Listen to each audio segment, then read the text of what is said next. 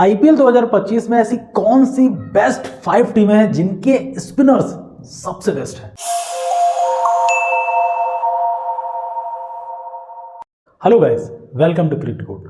दोस्तों, आज हम लोग इस वीडियो में डिस्कस करने वाले हैं कि ऐसी कौन सी टॉप 5 बेस्ट स्पिन साइड है जो आईपीएल 2025 में धमाल मचाने वाली हैं, घातक साबित होंगी या बड़े बड़े बल्लेबाजों को अपने फिरकी के जाल में फंसाने वाली। इससे पहले हमने एक ओपनिंग पर वीडियो बना चुका हूँ, एक्सप्लोजिव ओपनर। दूसरा बेस्ट मिडिल ऑर्डर साइड्स, दोनों वीडियोस बन चुके हैं, इनका लिंक आपको डिस्क्रिप्शन बॉक्स में मिल जाएगा, वहां से आप चाहें तो चेकआउट कर सकते हैं। इसके अलावा हमने पूरा आईपीएल पर स्क्वाड एनालिसिस और अनसोल्ड 11, एक्सपेंसिव 11, इन कई प्रकार के सीरीजेस बना चुके हैं, आप उनको भी चेकआउट कर सकते हैं। अब सीधा बढ़ते हैं वीडियो की तरफ। देखो भाई, बहुत सारी टीमें थी, बहुत बड़े बड़े स्पिनर्स हैं, जैसे राशिद खान जीटी में हो गए, यूजी चहल पंजाब में हो गए, हसरंगा, महेश तीक्ष्णा, आप देखो सुनील नारायण, वरुण चक्रवर्ती, रविचंद्रन अश्विन, रविंद्र जडेजा, नूर अहमद। तो यार बहुत टीमें हैं, उसमें से हमने 5-6 टीम निकाल कर लेके आए हैं आपके लिए। अब आपका काम है आप डिसाइड करके बताना कि नंबर 1 पर या मतलब जिस सीक्वेंस में हमने उन टीमों को रखा है, क्या सच में उस सीक्वेंस या उस स्पॉट को डिजर्व करते हैं या नहीं करते हैं। आइए देख लेते हैं कि इस लिस्ट में कौन कौन सी टीम शामिल है। तो दोस्तों चलते हैं अपनी लिस्ट की तरफ। नंबर 5 पर, या मैं बोलूं 5 पर 2 टीमें हैं, पंजाब और गुजरात। लेकिन एक बार पंजाब के स्पिनर्स की स्टोरी देख लो या उनका स्टैट्स देख लो, फिर गुजरात का समझना। जिसको आप बताओगे उसको नंबर 5 पर रख देंगे, या जिस पोजीशन पर आप लोग चाहोगे वहां पर हो जाएंगे। देखिए, पंजाब के पास मतलब मैक्सिमम 2 स्पिनर क्वालिटीफुल हैं, बाकी ग्लेन मैक्सवेल हैं, तो उनको भी रिलाई किया जा सकता है, उनको उस प्ले में लाया जा सकता है। यूजी चहल यानी नंबर 1 स्पिनर आईपीएल हिस्ट्री का, जिसने सबसे ज़्यादा विकेट्स लिए, जिसने सबसे ज़्यादा बल्लेबाजों को फंसाया, या मैं बोलूँ सबसे बेस्ट स्पिनर है। दूसरा उनके पास है हरप्रीत बरार। तीसरे नंबर पर तीसरा स्पिनर मैं मान के चल रहा हूँ, वो है ग्लेन मैक्सवेल। चहल साहब 2024 में आरआर की तरफ खेल रहे थे, उन्होंने उस सीजन 15 मुकाबले खेले, 18 विकेट लिए। हरप्रीत बरार पंजाब में ही थे, उन्होंने 13 मुकाबले खेलकर 7 विकेट लिए। वहीं मैक्सी 10 मुकाबले खेलकर 6 विकेट लेने में कामयाब हुए, वो आरसीबी में थे। अब आप लोग एक बात बताओ कि भाई जिस एंड पर यूजी चहल होंगे, दूसरे एंड पर हरप्रीत बरार होंगे, तीसरे एंड पर ग्लेन मैक्सवेल नई गेंद से गेंदबाजी कर सकता है वो बंदा, कहीं पर लेके आओ, वो अपना काम निकाल कर दे देगा आपको। तो यार क्या सामने वाले अपोजिशन पर मतलब प्रेशर नहीं पड़ेगा? सिंपल सी बात है, पड़ने वाला है। इसी वजह से हमने पंजाब को इस लिस्ट की नंबर 5th पोजीशन पर कंसीडर किया है। इसके अलावा एक और ऑप्शन है, वो ये है कि या तो नंबर 5 पर गुजरात भी हो सकती है, क्योंकि गुजरात के पास राशिद करामाती खान जैसा स्पिनर, अब तो उनके पास वॉसी भी आ गए, राहुल तेवतिया भी हैं, शाहरुख खान भी हैं, यहां तक कि आप देख लो ग्लेन फिलिप्स भी आ गए ना। तो क्या आपको नहीं लगता कि पंजाब नीचे होना चाहिए, गुजरात ऊपर होना चाहिए? अगर ऐसा आपको फील हो रहा ना, सीधा कमेंट में बताओ। एक बार उनके स्टैट्स देख लेते हैं, सिंपल सी बात है। देखो 2024 में गुजरात के पास एक एंड से राशिद, दूसरे एंड से नूर अहमद थे, यानी एक प्रेशर बिल्ड करता था, दूसरा उस प्रेशर के चलते विकेट्स लेता था। लेकिन काफी लंबा टाइम हो गया जब राशिद खान को अब उतने विकेट्स नहीं मिलते। उसका एक रीजन हम आपको बता दें, सिंपल सी बात है, अब बल्लेबाज ये सोच के आ रहा है कि भाई इनको हम अटैक नहीं करेंगे, 4 ओवर की इनकी स्पिन है, इनको 6-7 के इकोनॉमी रेट में यानी सिंगल डबल में खेल लो, बाउंड्री लगाने के चक्कर में मत पड़ो, हिट मारने के चक्कर में मत पड़ो, तो इनको विकेट नहीं दोगे आप। इसी वजह से राशिद खान ने पिछले सीजन 12 मुकाबलों में सिर्फ 10 विकेट हासिल किए। आप देखो राशिद खान के कैलिबर का स्पिनर, जो वर्ल्ड का नंबर 1 स्पिनर मैं मान के चल रहा हूं, यूजी से ऊपर रख रहा हूं, उसको सिर्फ 10 विकेट्स मिले। नहीं, ऐसा नहीं हो सकता। नूर अहमद को उनसे ज्यादा मिल गई थी, लेकिन राशिद को कम मिली थी। अब वॉसी 2023 में ठीक ठाक मुकाबले खेले थे, 2024 में उनको सिर्फ 2 या 3 मुकाबलों में गेंदबाजी कराने का मौका दिया गया, वहां से 1 से 2 विकेट उन्होंने लिए थे। तो एक बात बताओ यार, मैं वॉसी का स्टैट्स यहां पर कैसे शेयर कर दूं, लेकिन वॉशिंगटन सुंदर का रिसेंटली फॉर्म बहुत जबरदस्त है। अभी आपको पता होगा, पीछे कुछ टाइम पहले न्यूजीलैंड और इंडिया वाला जो टेस्ट सीरीज हुई थी, इंडिया अपने घर पे हुई थी, वहां पर जब वॉसी को शामिल किया गया था, वहां पर उन्होंने 7 विकेट हॉल लिया था, अपने आप में बहुत बड़ी बात होती। लेकिन हाँ यार, टेस्ट और T20 में थोड़ा डिफरेंस होता है, यहाँ पर थोड़ा डिफेंसिव मोड में जाना होता, वहां और अटैकिंग मोड में जाते हैं, तो थोड़ा डिफरेंस है। लेकिन कुल मिला के मेरे हिसाब से इसीलिए हमने नंबर 5 पर पंजाब/जीटी को रखा। इसमें से कोई एक ही टीम हो सकती है जो नंबर 5 की इस पोजीशन के लिए सेटेबल बैठती है। अब देख लेते हैं नंबर 4 की तरफ। वहां पर ऐसी कौन सी टीम है जिसको हमने रखा? भाई साहब, वो है केकेआर, यानी केकेआर है तैयार, 2024 में भी तैयार थी, 2023 में भी तैयार थी, अब भी अपने स्पिन डिपार्टमेंट में बिल्कुल तैयार है। स्पिनर्स देख लेते हैं उनके पास कौन से। प्राइम स्पिनर उनके पास 2 हैं, सुनील नारायण और वरुण चक्रवर्ती। चक्रवर्ती साहब जब से इंटरनेशनल क्रिकेट में वापसी की उन्होंने यार क्या कहर मचा रखा। आपने देखा होगा ना, साउथ अफ्रीका की सीरीज में उनको मौका दिया गया था, वहां पर कितनी गजब की बॉलिंग की थी और कितने बड़े बड़े बल्लेबाजों को फंसाया था। लेकिन उनके पिछले सीजन के स्टैट्स देख लेते हैं।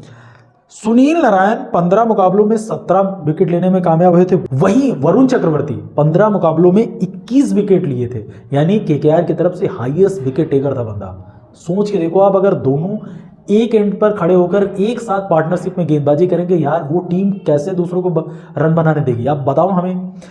इन विकेट लेने के पीछे एक दूसरा रीजन था। देखो, वरुण चक्रवर्ती और सुनील नारायण एक एंड से इतना ज्यादा प्रेशर बना देते थे कि वरुण चक्रवर्ती को अपने आप विकेट मिल जाते थे। उस टाइम इनके पास सुयश शर्मा भी थे, जो प्रेजेंट टाइम में अब आरसीबी का हिस्सा है। लेकिन इनके लिए एक और खुशखबरी की बात है कि इनके पास मयंक मार्कंडे जैसा गेंदबाज बेंच पर बैठा होगा, जिसको ये इंपैक्ट के थ्रू लाकर अपनी बॉलिंग को और स्ट्रांग बना सकते हैं। इसी वजह से हमने केकेआर को नंबर 4 की इस लिस्ट में कंसीडर किया है। भाई बढ़ते हैं नंबर 3 की तरफ। वहां पर हमने जिस टीम को रखा है वो है आरआर, यानी राजस्थान रॉयल्स। मैंने उनको नंबर 3 पर इसलिए रखा क्योंकि उनके पास 2 प्राइम स्पिनर आ चुके हैं, एक तो वनिंदु हसरंगा, दूसरे महक तीक्ष्णा। देखो, आपको पता होगा पिछले सीजन हसरंगा तो खेले नहीं थे, 2023 में खेले थे। पिछला सीजन महक तीक्ष्णा का भी उतना इंपैक्टफुल नहीं रहा, लेकिन प्रेजेंट टाइम में अगर देखा जाए उन्होंने लंका के लिए बहुत डिसेंट परफॉर्मेंस दी है यार। 2023 की अगर बात करें उनके स्टैट्स में, तो वनिंदु हसरंगा ने 8 मुकाबले खेलकर 9 विकेट लिए थे, वहीं महेश तीक्ष्णा ने 13 मुकाबले खेलकर 11 विकेट लिए थे।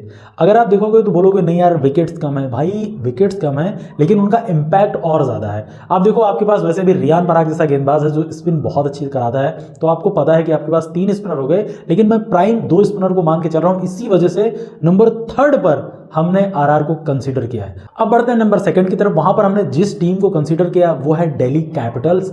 डीसी में उसका रीजन सिंपल सा कुलदीप यादव और अक्षर पटेल हैं।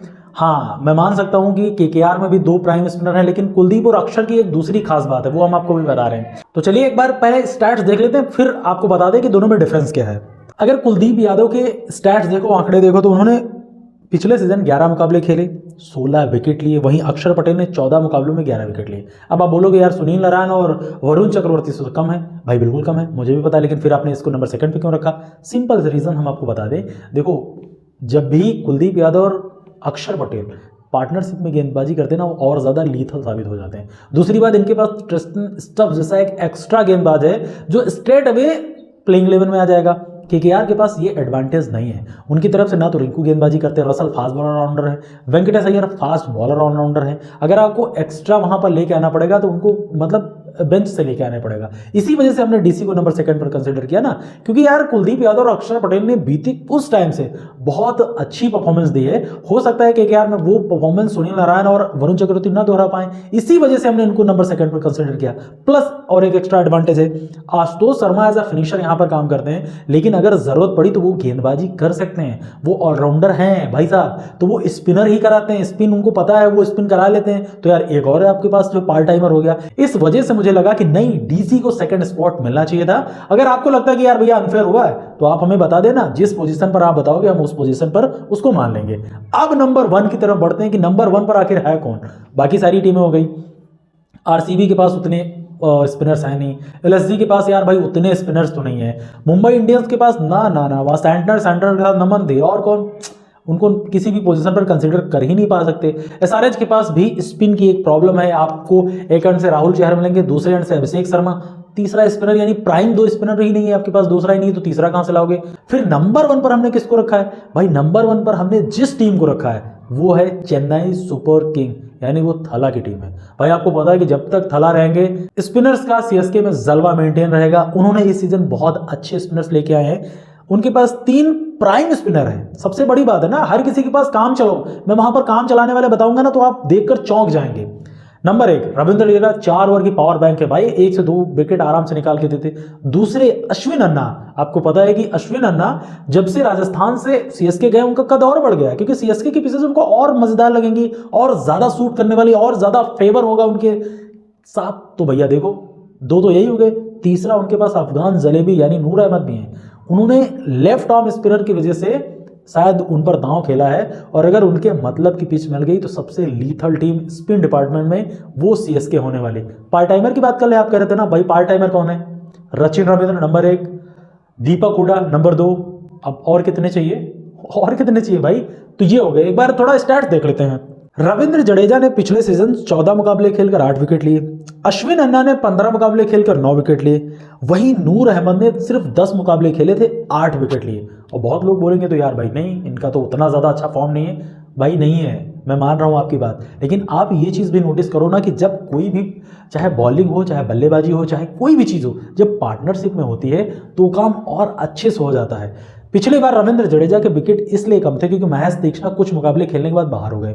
जब वो बाहर हो गए तो उनको दूसरे एंड से सपोर्ट उतना नहीं मिल पाया। अब यहाँ पर देखो, अश्विन अन्ना नई गेंद से गेंदबाजी कर सकते हैं, अच्छा सा खासा प्रेशर बिल्ड करेंगे, इकोनॉमिकल वो हमेशा रहते हैं, रन तो देने में बहुत कंजूस हैं भाई। तो जब एक एंड पर आपको रन नहीं मिलेंगे, एक एंड पर आप रन बना नहीं पाओगे, जाहिर सी बात है बल्लेबाज तिलमिलाएगा। फिर वो रविंद्र जडेजा के अगेंस्ट चांस लेगा, नूर अहमद के अगेंस्ट चांस लेगा। वहां पर भैया विकेट गिरने की या उनको विकेट मिलने की प्रोबेबिलिटी अपने आप में बहुत ज़्यादा हो जाती है। इस वजह से हमने सीएसके को नंबर 1 की इस लिस्ट में रखा है। 3 प्राइम स्पिनर है उनके पास, चाहेंगे तो अगर लेफ्ट आर्म स्पिनर की जरूरत हुई सीधा रचिन रविंद्र है उनके पास, अगर सिर्फ काम चलाने की जरूरत हुई दीपक हुडा है उनके पास। यार दीपक हुडा अगर उनको मतलब की ट्रैक मिल जाए, आपको पता है कि वो अपना बहुत डिसेंट काम कर सकते हैं। तो यार इसी वजह से मुझे लगा कि इस टीम को नंबर 1 की इस पोजीशन पर रखना उस टीम के लिए जस्टिफिकेशन है। अगर आपको लगता है कि इस टीम के लिए हमने गलत किया है या किसी भी टीम को उसकी पोजीशन के अकॉर्डिंग नहीं रखें, सीधा कमेंट में हमें बता दीजिए, हम उस चीज़ को मान लेंगे। हमारे एक भाई ने कमेंट किया है कि भाई आपकी वीडियो में ऑरेंज कैप में फिल शॉट यानी only foreigner and purple cap में Hardeep Singh, Buttler and Bumrah laughing in the corner. देखो भाई ऐसी बात नहीं है, रीजन सिंपल सी बात है, क्योंकि फिल शॉट जिस अटैकिंग माइंड सेट के साथ खेल रहा है बंदा, इसी वजह से सिंपल सी बात है वो कंटेंडर लिस्ट में है। और आप देख लो आईपीएल से लेकर अभी तक उसका फॉर्म लगातार बहुत अच्छी बात है। दूसरी बात, रही बात पर्पल कैप की, तो वहां पर अर्शदीप सिंह आपको पता होगा कि जिस कैलिबर के बंदा गेंदबाजी कर रहा है, जिस हिसाब से गेंदबाजी कर रहा है, जिस हिसाब से विकेट्स ले रहा है, कहते नहीं बोल के विकेट ले रहा है, वो अपने आप में बहुत इंपॉर्टेंट रोल प्ले करेगा इस आईपीएल में। रही बात बटलर और बुमराह की, तो यार साइडलाइन नहीं किया गया। हाँ बुमराह को हमें पता है कि वो सिचुएशन के अकॉर्डिंग काम करते हैं। और दूसरी बात यह है कि आजकल के बैटर बुमराह को जो है बहुत ज़्यादा डिफेंसिव मोड में खेल रहे हैं, इसी वजह से हमने उनको लिस्ट में नहीं रखा। दूसरी बात बटलर की रही, तो बटलर एक सीजन अच्छा है, एक सीजन ऑफ है, तो देखना इंटरेस्टिंग होगा।